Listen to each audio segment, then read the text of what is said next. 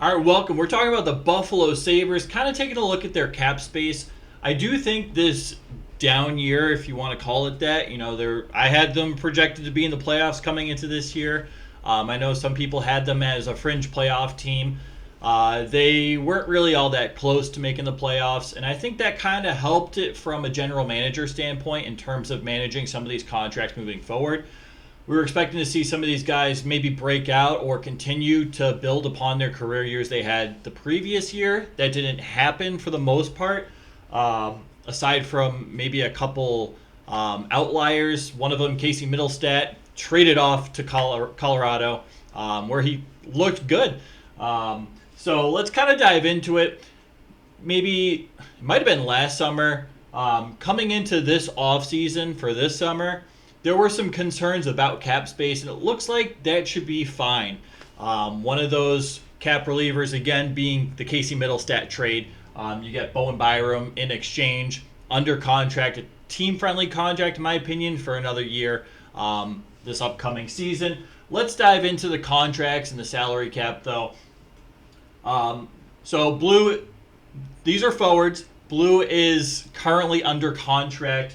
I have Jeff Skinner up here, 3 years at $9 million. The only reason I have him up here is because there's a lot of talks about buying him out. And I think you could. I don't think the Sabres need to.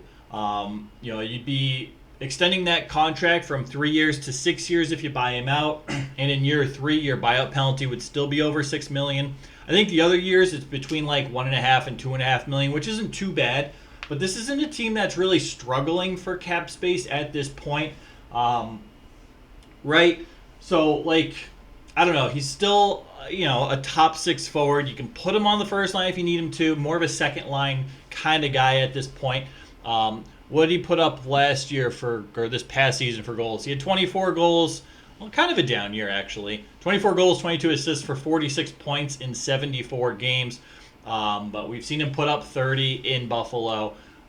He's got that podcast thing. I'm not a big fan of it, but I know a lot of people are, and that's good. I'm not going to shame it too much. I also have Alex Tuck up here. He has 2 more seasons left at a very team-friendly cap hit, $4.75 million. So that's a guy probably should stick around in Buffalo. I think he's from Buffalo. He likes Buffalo. He's living his best life over there, but that's a dude that's going to command a pretty decent pay raise when his contract is up, and I'd say is in line to potentially be the next captain of this team. It's tough because you got a lot of young guys, and you got a lot of guys that maybe warrant, that C as well. But I'm not diving into that right now. But in a couple of years, you're gonna have to pay him a little more money. Jordan Greenway comes off the books in a year, 1 year, $3 million. If they re-sign him, it'll be to I don't know, maybe between $1 million and $2 million. I can't really see him getting more than $1.5 million on his next contract. Have to be a good contract, and Jordan Greenway kind of has to prove his worth. He's very hit or miss. I still don't know how the Minnesota Wild dumped off Greenway's contract and got, a second-round pick in exchange? 2 picks. Second and maybe a fourth from Buffalo in exchange for Greenway. It's nuts. You got Zach Benson, 2 more seasons of him at his entry-level contract. You're going to have to pay him after 2 years. I thought he's looked pretty good since being in the NHL. He'll continue to grow, develop, and be a better player. When that contract is up, he's going to command a pay raise. Jack Quinn and Peterka due up for extensions in a month, should you decide to extend him or see how their next season will play out. But these are guys that are probably going to get pay raises too above their entry-level contracts. But for now, this offseason, you don't really have to worry about it. You do have to worry about Peyton Krebs, I guess. Restricted free agent. Came into Buffalo. What was he traded? I think he was traded from Vegas mid-season. Looked fine when that first season he was in Buffalo. And then you get the full first season, and since then it's kind of been questionable. I don't see him commanding much money, but I do see him commanding between 1.25 and 3 million. I haven't done my full projected salary assessments yet for the players, so these are just ranges, kind of, and I'm going to be as straightforward as possible. But I can see him commanding some money. He's still young. There's still that opportunity for him to grow. You can see that the tools are there. He just has to put it together and put it together on a nightly basis. He worked a lot on his defense this past year, which I was impressed with. I think that's important. His defense earlier on in his career was definitely questionable. It was all offense all the time. But how much is he playing defense versus how much is he playing offense? Still a little more offensively oriented, but it is what it is. You also have Gergensons, Tyson Yost, I've heard it pronounced both ways, and Eric Robinson, all unrestricted free agents. I'd be surprised if they didn't keep Gergensons around on league minimum-ish contract. Jost, I think, is gone. Eric Robinson might re-sign. I thought he looked decent, in like a fourth-line role. I thought he was fine.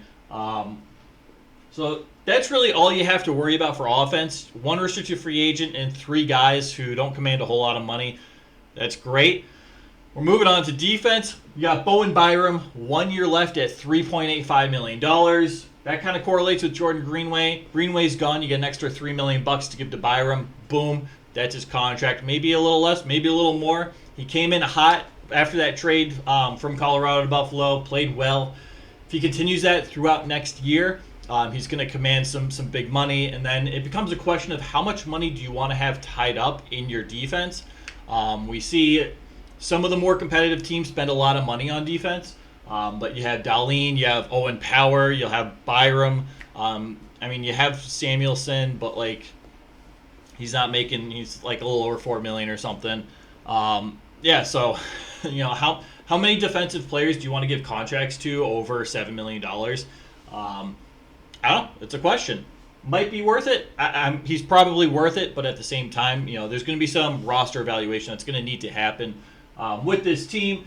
You have Jacob Bryson. I couldn't tell you what he's worth. I don't have a good feel on this dude. He's more of a defensive defenseman, at least in my eyes. So I would assume between $2 and $4.5 million, depending on how he plays. He's not a player I usually watch when I'm watching the Sabres. So I don't have a good feel for his game just yet. So that's just an estimate. Could be higher, could be lower. Take that with a grain of salt. But that's just my estimate based on his numbers and based on his defensive play. At least his stats. Stats don't tell the whole story when it comes to defense. Kyle Clegg, probably going to command a league minimum contract. Dude's barely in the Sabres roster. Or he's a healthy scratch, or he's down in Rochester. So I don't think he's going to command much. Yoki Haru, I think, is going to get a pay raise. I'm thinking between 3.5 and 5.5 million. I'd lean more on the higher end of that deal. Yoki Haru, pretty solid defensive defenseman in his own zone. Yoki Haru and Samuelson, I think, are the 2 best defensive defensemen on this team. Clifton's decent, but I think Yoki Haru has taken that next step above Clifton to warrant that defensive defenseman number 2 title. I think Samuelson is fantastic.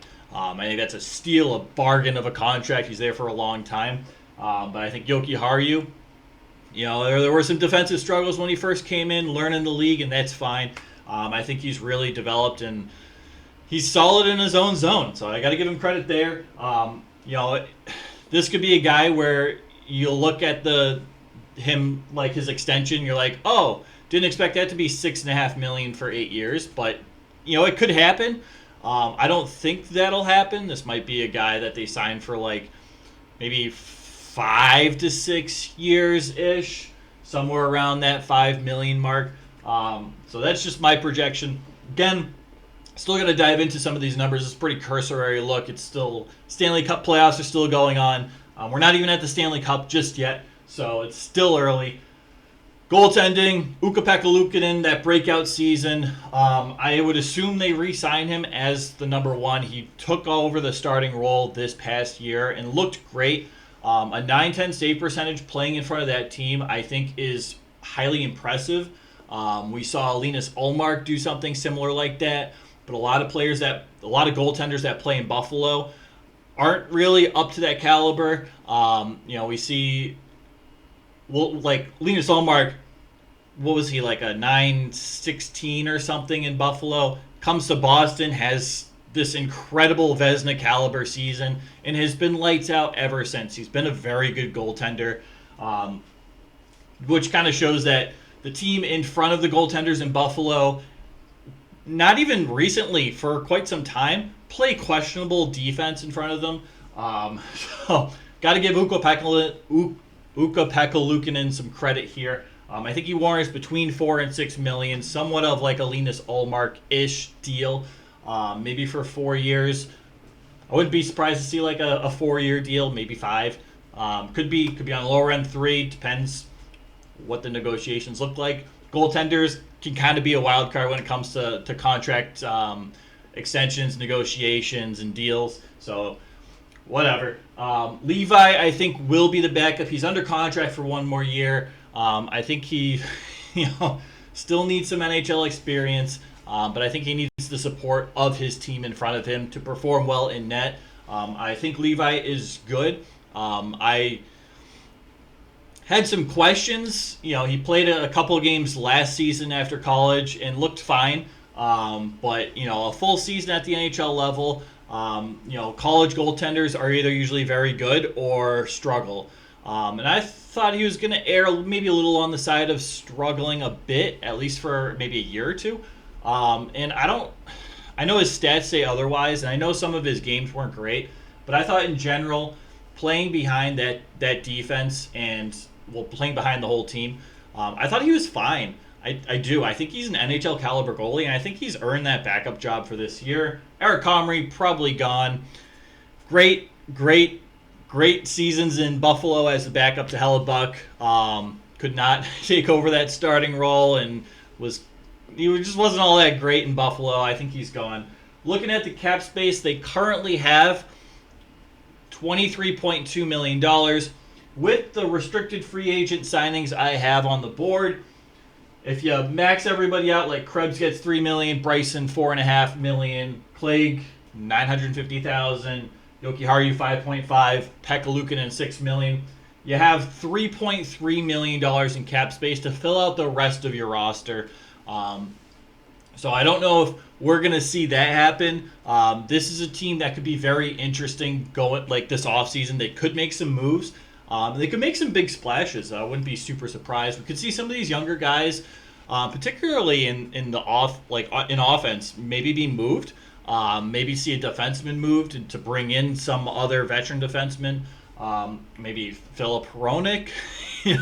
I'm just saying it kind of fits their needs. But we'll talk about that in a sec.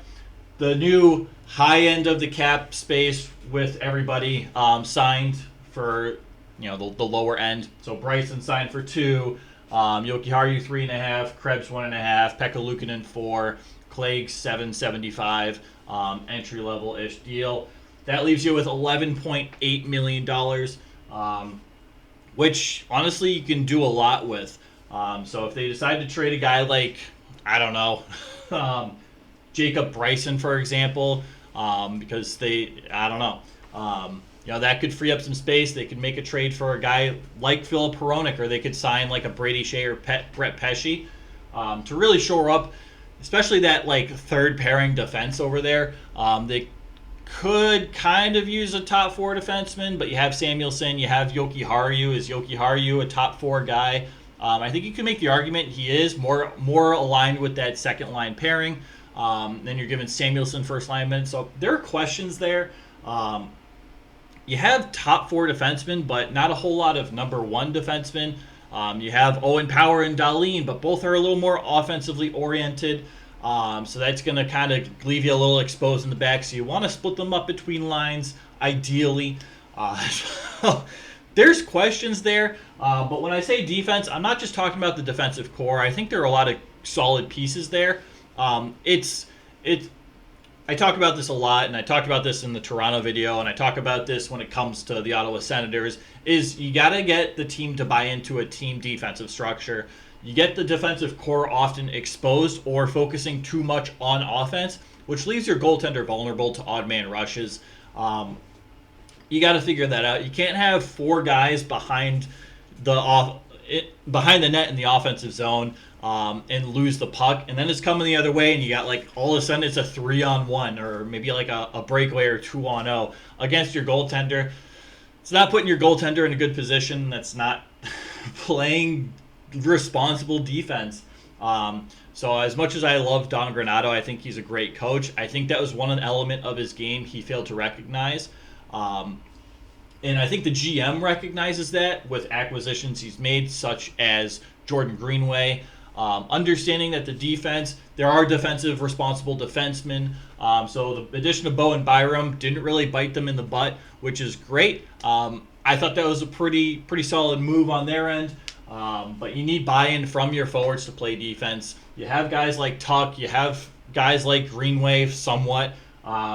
Greenway is an excellent defensive forward when he wants to play. But you need more from your forward groups to help support your defensive players and your goaltender. I think that's really the key to this team succeeding, is buying into that team defense and transitioning that defense to offense. We did not see that last year. We didn't see that the year prior. The year prior, when they were right there, almost made the playoffs, it was all offense all the time. Defense was a big question mark. Even the highly touted defensive players on the Buffalo Sabres, Dahlin, Owen Power, Byram, they're all, for the most part, offensive defensemen. We've seen Dahlin start to play some defense. He's okay. I wouldn't say he's elite in his own zone, but he's not terrible. He's physical. He can play physical, which is great. There are some definite benefits with Dahlin. Owen Power, we're seeing that more defensive play from him, and I think he's developing nicely. I think both of these guys, maybe in a year or two, are excellent two-way defensemen, which is ideal. Kind of like a Victor Hedman type. You can have him out playing defense, reliable, solid defense, and they can transition that to offense and put up points at a rate that an offensive defenseman can. That's ideal. Those, in my opinion, are more or less unicorn defensemen you don't often see. So I think there's potential there. I'm not quite sure about Byram when it comes to defense. Byram also injury prone, so you have to keep that in mind as well. So in a nutshell, that is the Sabres. They might also need a little more scoring. I don't know. They got a lot of young guys, a lot of highly touted prospects still yet to come up. I'd be surprised if we didn't see Matty Savoy play this year. He's looked very, very good in development. I'd be shocked if we see him on a fourth line. At the very worst, he should be a third line guy, but I'd like to see him in that top six if possible. Not quite sure where he would fit in. Might bump a guy down, maybe like a Jack Quinn who plays on the wing. Dylan Cousins, Tage Thompson, I think, are your number 1 and 2 centers at this point. Maybe we see Cousins move over to the wing. I don't know. There are questions to be answered. But overall, this is a team that I think was close, not this past season, but the year before, and took a big step back this past season. I think there's that appetite that they're close enough that they need to make a push for the playoffs. They have the prospects. The only caveat to that is being the defensive prospect list kind of short-ish. A lot of offensive prospects, which is fine. You can always trade prospects for prospects and get a defenseman, right? Draft the best player available type mentality, which works. So that's kind of my thing. This wouldn't be a team I wouldn't be surprised if they make some type of move in the offseason to get them closer to a playoff spot. I could see them being a dark horse to make a splash. They'll have some cap space. If they want to sign Philip Hronek to a $7.5 million deal for 8 years, they'll be able to afford it. Going into next year, you might have some issues when it comes to cap space. Cap should be going up a little bit. You lose Greenway, you got to sign Byram, Quinn, Peterka, depending on how they do. All those guys should command pay raises. So you got to be smart and plan for the future, but you also need to start building up and make the playoffs finally.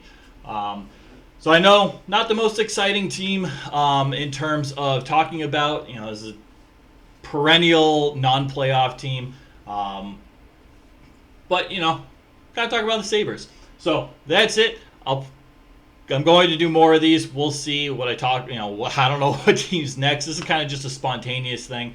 So let me know what you think. What should the Sabres do? What do they need? How do you feel about their defense, and how do you feel about their forwards playing defense?